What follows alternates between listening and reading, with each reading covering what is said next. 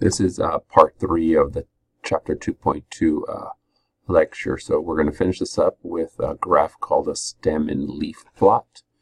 And so from your notes here, we're going to take a look at the PowerPoint to kind of explain that. Let me get my writing better here. Looking at this here, we have what again called a stem and leaf plot. And so what we are looking at, stem and leaf, is related to stem and leaf plot, where you kind of these are the stems or the branches, and these are the leaves that are connected to the branches, and each of these numbers means something. I'll have you read that there, but I want to show you from the so it kind of, if you look carefully, kind of looks like a bar graph, but I want to look from the notes. So we got, give you an example of what we got. So for example, let's construct one. Let's pretend here's the unemployment rate for the different for the 50 states, right? What percent of the population is unemployed? And I want to represent it on a graph. We could use a histogram to do that, to represent this, and we would get an idea of what it looks like. We could also use what's called a stem and leaf plot. So each of these numbers is going to be converted. For example, 4.7 right there. In this case, the 4 will be the stem. So we're talking about the kind of the left side, and then the leaf or the right side, 4.7. So for example, right there, there's the 4.7. So 2 here means 2, and the 8 means 2.8. That means there's one state with unemployment with 2.8. What does this mean here? This means here there are 3 states, just to make a note of it. What does that mean? There are 3 states with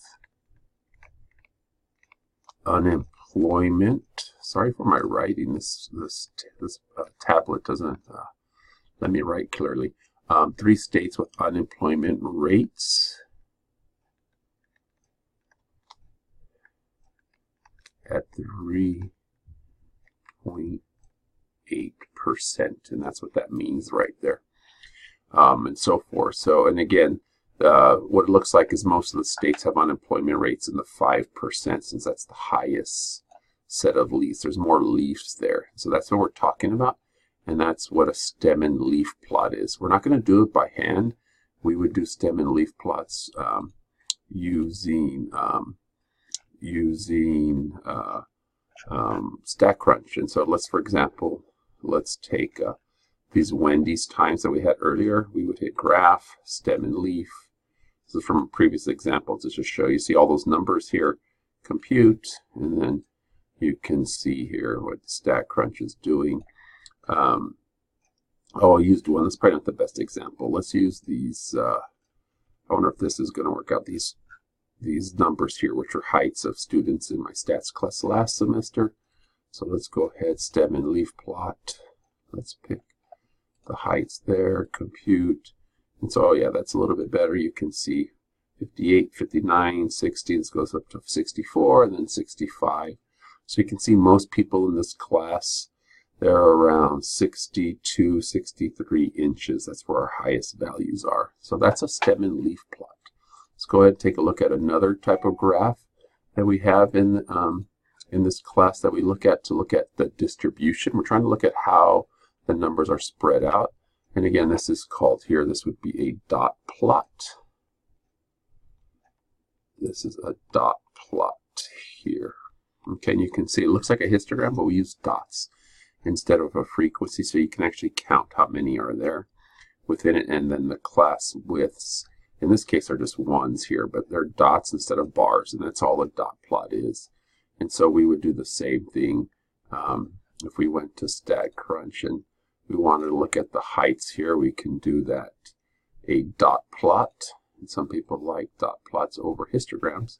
Let's look at the heights of one of my classes, and then you can see the dot plot here. You can see again 60, 61, 62, 63 is our highest value right there. Okay, oh no, 70 is. So a lot of people who are 5'10", it looked like.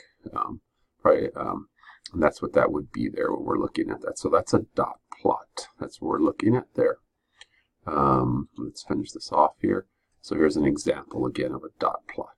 The most important part, I think, at the end of this section, and probably the thing we use the most, is this idea called distribution.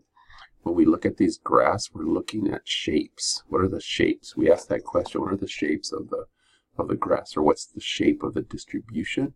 And so that's an important thing to consider. And so in this case, I've given you 4 examples of shapes. And so take a look at that on your notes and you see the difference in those. And so we use 4 terms to describe distribution.